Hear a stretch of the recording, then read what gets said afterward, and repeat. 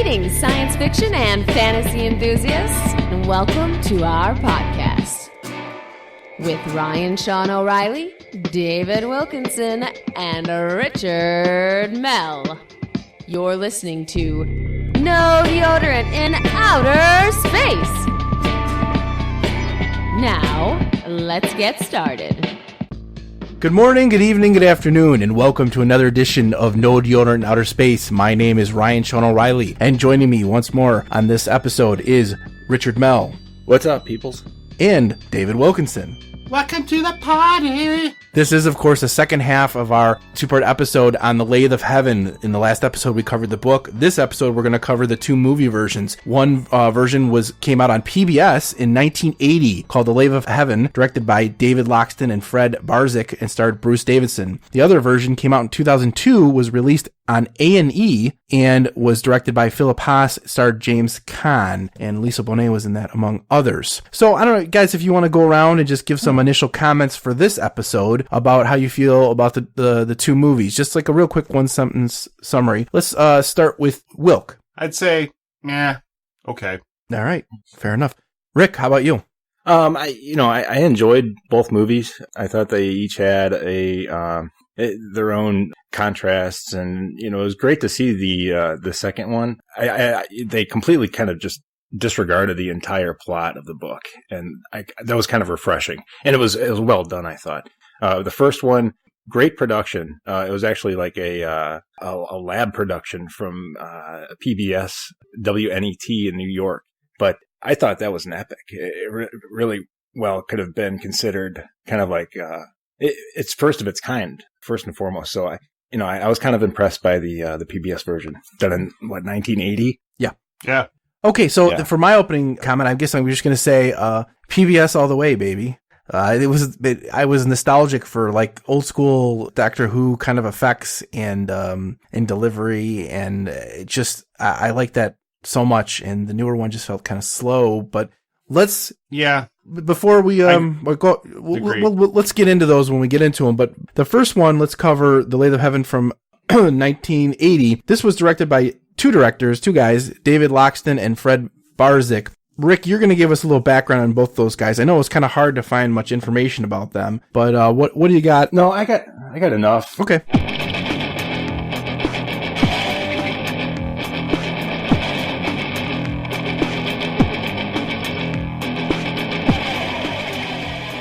David Loxton, he's a Brit. His father was in the RAF. He had done some documentaries for PBS before. I think he was director of the PBS production lab, which turned out some of these movies. I think this was maybe the first one or one and only. But he also did a documentary on Harvey Milk, and that won awards, I think, at the Academy as a documentary. So he's respected within that realm of movie directing. What else? That's all I've got on. He died of pancreatic cancer, I believe. Loxton. Yeah.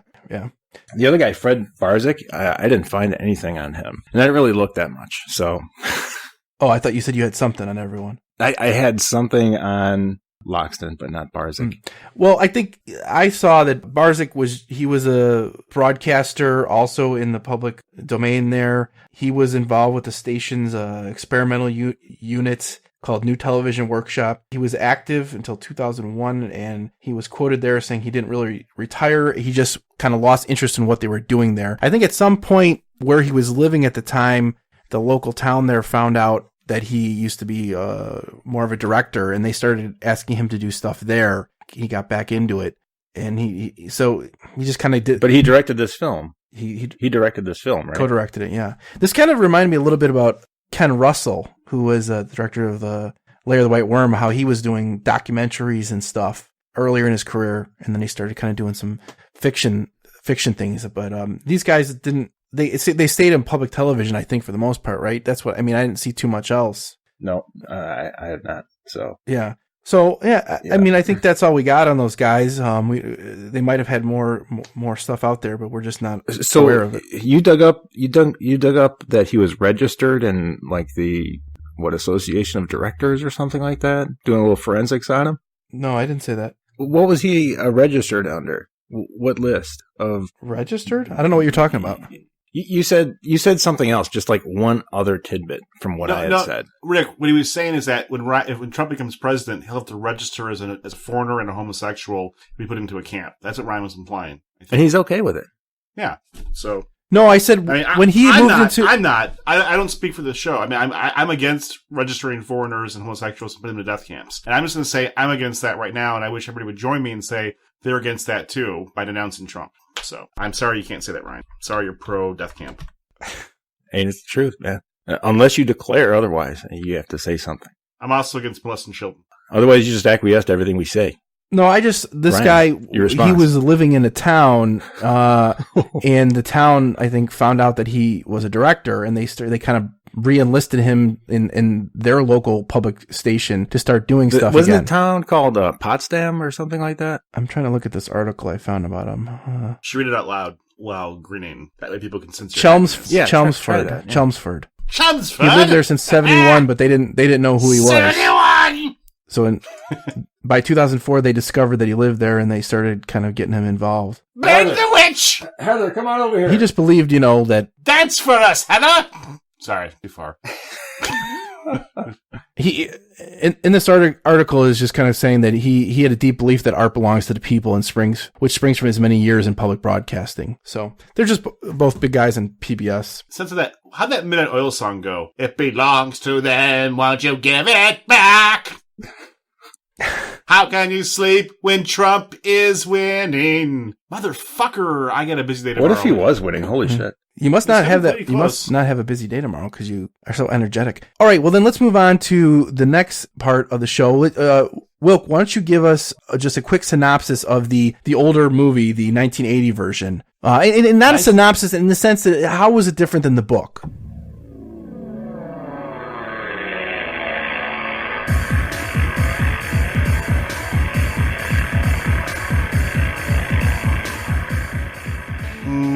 It took place in Texas. I mean, was it filmed in Texas? It was done on a micro budget. I mean, for one thing, $250,000. Is that in today's dollars? No, is that in future Trump dollars. That's what the dollars they had back then. But it was a small budget for them. It was the first public television. You Trumpies are all you care about is the dollars. I mean, it's like you said. It was like it was very BBC-esque. It was very Doctor Who. It's considered widely one of the best things ever on PBS, which is why I don't watch PBS apparently. But no, I mean, it was good. It was actually good. I sat through it. I liked it. I mean, but it was a whole different animal than the book. It's hard for me to. I really just discuss it. It bounced some things off of me. I mean, I don't know. Point by point, it didn't even really follow the book at all. I mean, it had a whole separate feel to it, a whole separate aura, and I can see why people like it. I can. I mean, I was more about the high budget one. It was pretty good. It's not my cup of tea, so to speak, because I like coffee. But if you like tea, it's right up your alley. Well, I thought it was great, and it was kind of nostalgic, and even like the soundtrack. I mean, although I had some issues with getting the music from the Beatles to be in here, which she quotes in the book, but I just thought, like, even the effects and stuff, it just all worked. It just made me, like I said, nostalgic for that period, and I enjoyed it. I mean, Rick, what did you think of, like, the aliens? I mean, they had actual physical, practical effect aliens and stuff. Those big turtle things. I mean, I think that's just a nice example of them sort of optimizing their low budget. I thought they did an admirable job with the aliens. They were very basic. I don't think they moved at all. They're just kind of monuments. But they were there. Okay. Yeah, they were there. They accounted for them. Yeah. I thought that How can you sleep? I thought that the actors all did a good job. I was just like, I was impressed with the effects and what they were able to accomplish, is like what you said. How could let's back up here, because here's the thing. The book is super accessible, and I feel how can our listeners access these movies, Ryan? What's the best way to watch the PBS version? The PBS version, I think it was released on DVD years ago, but how did you watch it though? I don't remember. I watched it on YouTube. Yeah, I got off some internet website. Again, all my complaints about quality and stuff, it was from 1980. But I mean, is it on DVD or Amazon? It was remastered and released on DVD at some point. Although I had trouble locating the DVD. I think I found it on YouTube. Well, and I ordered it's kind of ironic, I guess, because the movie that's harder to get on DVD is the better of the two, for sure. But, yeah, I mean, I'm just curious if you guys got it on DVD or not. No. Okay. I think there's a version on YouTube. I don't know how long it'll stay there. Maybe it will. I'm not sure how the rights work for that. Maybe it's okay for that to be on YouTube. You can do a video search for it too and find it pretty easily on some other hosting sites or file share sites. Putfile has it. That's illegal. You sheep. Follow the rules. Any of the parts of this movie version stand out to you guys? Well, there's a Japanese translation of it, subtitles. They did try and market this over in Asia, and it probably got a good reception. I don't know. I think it's worth noting that Le Guin actually was asked to consult on this film, and she wasn't blown off, and she said they did take her advice and stuff. So she had her hand in this movie version. She's famously, I think, talked about in other adaptations of her works, particularly the adaptation of Earthsea. She was not happy. I wonder how many times she felt like Dr. Haber having control over this movie, dude. Don't you think she kind of like sort of seen images of Dr. Haber like in her thoughts while she's trying to like articulate some detail in the movie and make it happen?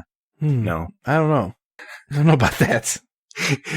It just sounded, that's a lot to be responsible for in a movie where you're like the original author, dude. And she writes about having control in this book. Yeah. Okay. And so I think she's kind of wigging out. No, I don't know. I don't think even if she had some input, she's not going to be the main person on it. I mean, she could contend with two other directors. You guys are so sexist. She can do whatever she wants, man. It was the 70s going into the 80s. She was in charge, dude. Yeah, a lot of feminine. Well, product. she's a female, but she's got respect Allegedly. for herself and the profession and everything. So I think she's probably one of the first wave professional females to kind of have a lot of say in something, in a scenario like a sexy scenario. Yeah. Anyone else have anything else to say about this movie version? I read on Wikipedia that there is a commentary on the DVD, which I don't have, of her talking about the production of it, and she was quite happy with it. That's the Bill Moyer interview that I think Rick was talking about. I think that was part of the DVD, and I think that's available on YouTube. It's a good interview. Yeah, it's worth checking out. I feel like you're on YouTube. Moyer did a fantastic job. Yeah, I thought she was a little. I don't know. She just didn't seem comfortable in the interview. I don't know why. No, I don't think anyone else has anything else to say about the movie. Okay. If you guys are good with the movie, then let's move on to the second movie. The version that was released. I don't think I expressed any thoughts about the first movie, except for like my lead into it from the previous episode. I'm for some thoughts here. This is a great book, but we should really work harder in getting more accessible movies next season. But that being said, let's move on to this one. Rick, did you have something you wanted to add about the movie? Well, I'd like to counter what Wilk just said, and I propose. I like putting more emphasis on the quality of the book. I mean, you really want to read through like some chicken scratch and scratch your head. I guess I'm putting comic books down here. We could move on to comic books, I'm just looking for a good work. Because then we would find all kinds of accessible movies. I don't care if it's a good movie or a good book. I mean, just a way that we can get into something good. That's all I care about. Well, I would argue these movies are very hard to actually find, and it's not going to.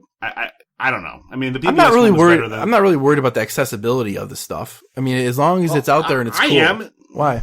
Okay, well, yeah, it's not really out there. That's the thing, though. These were a pain in the ass to get these movies. So what? But we found them. So we found them, and they were pretty shitty. I mean, it went for 1980 was okay, I guess, but they were both shitty in a sense. I agree with Wilk, but I mean, the idea is that they projected, and I just think they were captivating in that sense. The one from 2002 with James Caan, I had some expectations for him, and he kind of let me down. You want to move on, Rick? Is that what you're saying? You want to move on? Let's move on to the second movie. You done? Yeah. Okay. All right. Then sure. Let's just let's go into the second movie. Okay. So. Then we'll do that, yeah. Then let's go. This movie was directed by Philip Haas. So, Rick, why don't you give us a little background on him, and then we'll get into that later movie. Thanks for that, Ryan.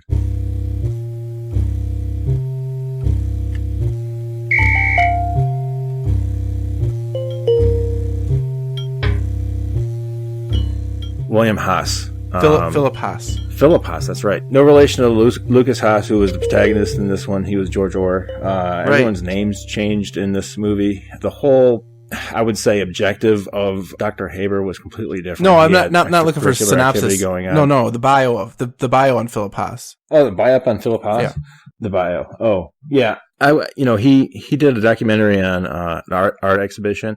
I think it was sculpture based art. And, he's a real true purveyor and he did the sculptures. So he is a sculptor. I think he is. Yeah. He did some famous sculpture thing about the seasons. And there was I saw a quote from, Mel Brooks on it saying that these giant sculptures of the seasons they are incredible and so powerful and so damn interesting. I've never seen creatures quite like them. But I think Haas described himself as a recovering director at this point. Well, yeah, that's interesting because I found that in a Hollywood Reporter article. Philip Haas only did like a few movies, I think. I don't know if he's got any more than 5 movies out there. Yeah. I read up on 2 of them, and I mean, they are respectable movies. They're critically acclaimed. I think won an award. Angels and Insects? It was Angels and Insects. It's like a Victorian age love tale with someone who comes from nothing and no inheritance with, an heiress, basically. So it's kind of like a Jane Austen book. The other one is completely different, I think. What did he do? What was the other one? Yeah. I know he did a lot of documentaries about artists, I think. No, the one I wanted to talk about was about a poker game. And it just seems kind of, it's when the music, what the heck is that called? It sounds like an interesting movie, a good premise, which is, what people are willing to put on the table in a poker game and, what ends up happening to these guys when they had to fulfill their debts. The fuck? What do you? I just wanted to mention this movie so the name of I it? can hear it again. Yeah. Fuck. Is it on his? I am horrible with the internet. Let's see. No. The Situation is no. Okay, The Music of Chance. This one's called The Music of Chance, and it just looks like an interesting premise and movie I want to check out later on. But I think he's a respectable director. He probably takes it way too seriously, and that's probably why he went on hiatus. And not the most industrious of people in their profession of directing, but I can have respect for that. And I like to see people sort of struggle, and it makes me feel like all my struggles are, sometimes less than theirs, and it makes you feel good. It's called Schadenfreude. In this article on the Hollywood Reporter, Mel Brooks is quoted as saying, "In a way, Philip is kind of an artist who doesn't want to be interfered with. He knows what he wants, and it's easier to get in these amazing sculptures than it is in a movie. And I guess it's much more emotionally fulfilling." So he's just kind of saying, I think Haas just didn't want to deal with all the Hollywood stuff and wanted to be more like maybe autonomous and have more control and not dealing with crews and casts and things. So that's about him. Why don't we go over to you, Will? Will, give us a comparison of this movie compared to like the book or the last movie. I think this one has a lot more differences.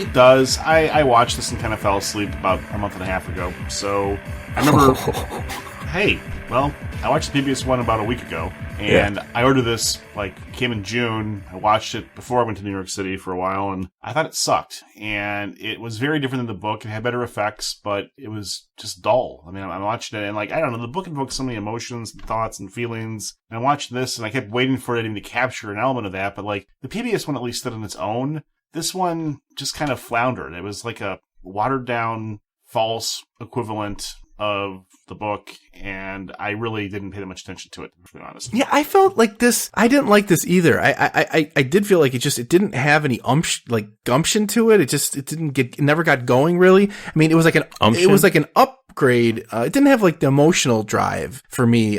It was like an upgrade with effects, but that was about it. I mean, and these are some really capable actors who I think were trying, but I felt like, they took the aliens out and I took some other things out too as well. And I think they almost just focused on relationships, but yet the relationships weren't that interesting. When I look back at this director and his past and these other movies that he's done, I feel like that's maybe where he's coming from, and whatever he tried to transpose on this, it just kind of just didn't work. I thought it worked with the angles that Dr. Haber took in this movie.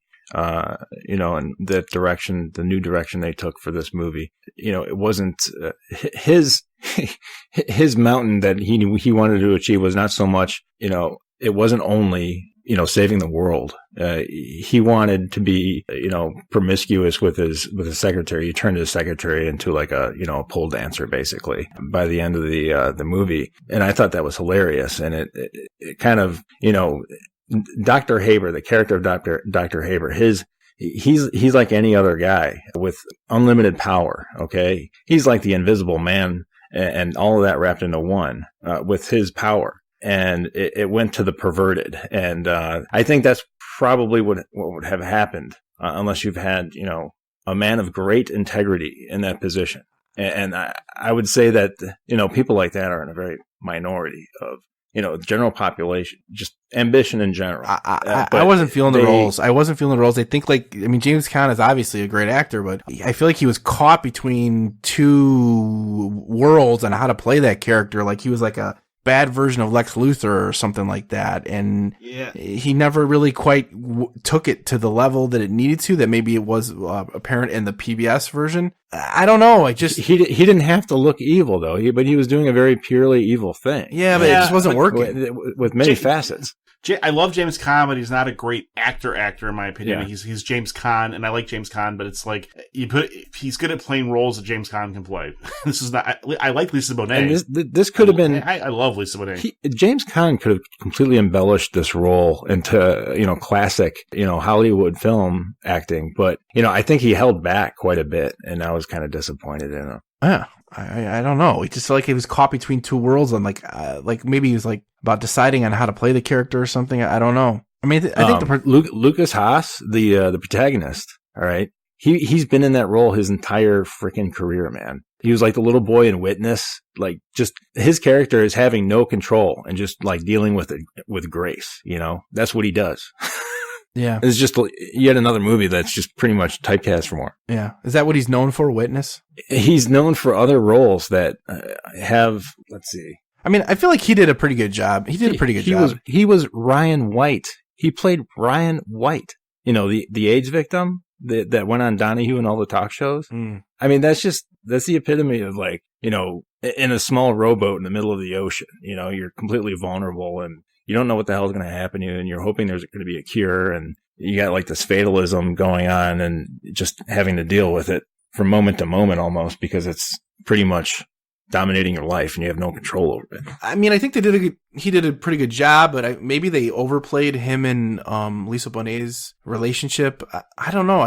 Ultimately this movie failed, I think, on overall. I think Lisa Bonet, she tried to be sexy, but she wasn't sexy enough to make that movie get to second base, or not literally. She didn't have to take her shirt and bra off, but it got to first base. But I don't think she was seductive enough. She was just like sort of seductive like a robot. I wasn't feeling it from her. If she had taken that to the next level and became more sexy, I don't know how she would do it. She's already kind of graceful, or in her ways, but I just don't think she put it all on the table like she should have. Yeah, I just feel like all the actors were inhibited somehow. I think it just maybe in the script it just didn't work. At that time, she was also like dating Lenny Kravitz, and she was like living all that rock and roll, sex and drugs, and sex, drugs, and rock and roll lifestyle. This is 2002. Are you sure? Well, it's after the Cosby Show. This is during a relationship with Lenny Kravitz, man. Well, it might be after that too. She was with him for a while. Yeah, I don't know when they got divorced, but she didn't bring any kind of energy. She was seductive and pretty and beautiful, but she didn't give it any kind of passion. All right. I was turned on by that as well. All right. Well, why don't we just wrap things up here, and we'll give our final comments on both movies and our star ratings.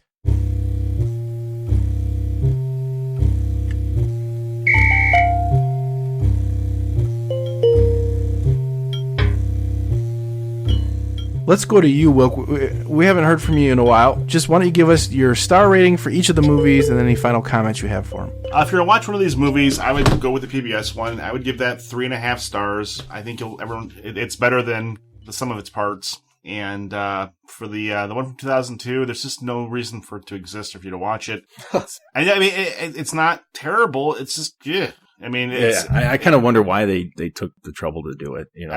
I would theorize because the other one was so popular, they wanted to upgrade it. Like Ryan said, I'd give it 2 stars. It wasn't personally offensive, I guess. I mean, but it was just not great. All right, Rick. Yeah. The 1980 version, I'm going to give it 4 stars. The 2002 version, I'll give 2 stars as well. Okay. I'm going to give the PBS version from 1980. I'm gonna mirror Wilk here and give it 3.5 stars. I don't know if I think I'm just gonna give it 3.5. That is by far a lot better. I would recommend people watch that, search it out and find it and watch it. It's great. It goes with the book and it's more faithful than the newer version. So it's worth checking out. 3.5 stars. And the new one, I also agree with Wilk, and I'm going to give it 2 stars. Not worth it. I think I'm just giving it 2 stars based on the fact that there's, the actors were, all pretty good and capable actors. But overall, it doesn't work. And I wouldn't recommend checking it out, but I will give it 2 stars. With that, I will invite everyone to check us out next month when we cover The Hellbound Heart, which came out in 1986. It was written by Clive Barker. And the corresponding film, which came out in 1987, also directed by Clive Barker. Wait. Seriously? It was 86? I thought it was like the 70s. Okay. Crazy. Starring Ashley Lawrence. So join us for that. Clive Barker was in the movie too, right? I don't know. He directed it, but I don't know. We'll find out. Hey, is there a special guest for that episode, or we not know yet? There could be. Let's leave it a mystery. There could be a very, very special guest. A sexy mystery. So we'll tune in on that episode and find out if anything pans out. So until then, we invite you to go to our website, www.nodeodorant.com, and you can check out our show notes there. The guys write show notes for the shows, and we also put summaries of our reviews there. And also, you can subscribe to our show on iTunes. We have a YouTube channel. You can listen to us on Stitcher. We're also on iHeartRadio now. That's a new development. And we're still on the TuneIn app. And just most places you can get podcasts, you can find us. And we also have a Facebook fan page, a Twitter account you can follow. So we're just all over the interwebs, and go ahead and find us, search us out, write reviews, and subscribe. Until next time, we will say good night. Goodbye, everyone. Good night. Goodbye. Go home. For more information on the topics discussed in this episode, or to read our show notes and find us on social media, visit nodeodorant.com. For more information on Ryan Sean O'Reilly and his various works of fiction, visit ryanseanoreilly.com. For more information on David Wilkinson, visit drycracker.com. For more information on Richard Mell, check out his profile at goodreads.com. The theme music for this podcast was written by John Doyle from the band I Decline. You can visit him at i-decline.com.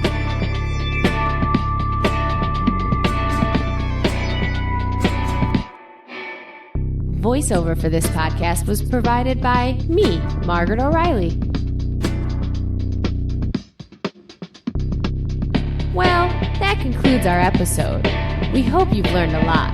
Again, thanks for listening to our show. And always, always remember, there is no deodorant in outer space.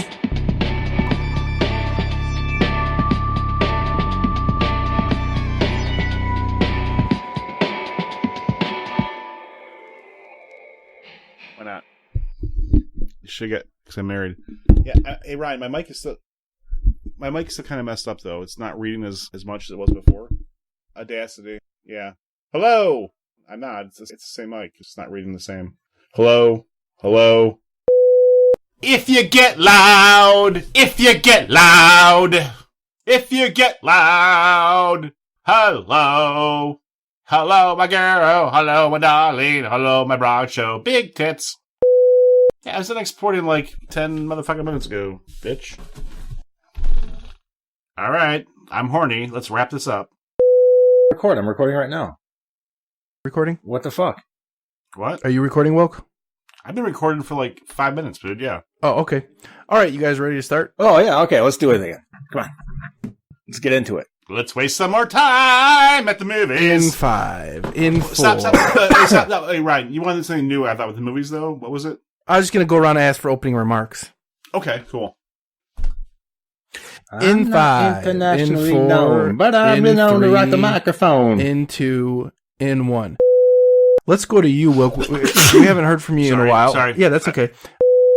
I didn't watch it, but you said there's a lot of sexual tension in her and Moyer. Well, I mean, there must have been like a big bulge in Moyer's pants. He probably had him. Do you think Moyer's got girth? Legs spread wide open right in front of her. Is he a girth guy or a length guy, in your opinion? I think he's length. He prefers, confident women who don't necessarily have an hourglass or perfect body. I can dig that, man. God, I love the 70s. I love everything about them. I dig this chick. I would be into her if she's around. Yeah. I think Laura would too, in all honesty. Probably. I gotta start convincing my wife. We should go double date and go to strip clubs sometime. And be like, hey, let's just go there for fun. It'll be fun to watch the girls dance. And yeah, we need about like $300 in singles, dude. Maybe you can kiss one. I don't know. Wouldn't that be weird? Okay. If you want to, make it seem like it's their idea. Yeah, let's do that. All right, so. Set the date. Podcast! Ryan. Yeah. Your take. Yeah. What? What? Man, we all agreed that was the least controversial episode ever.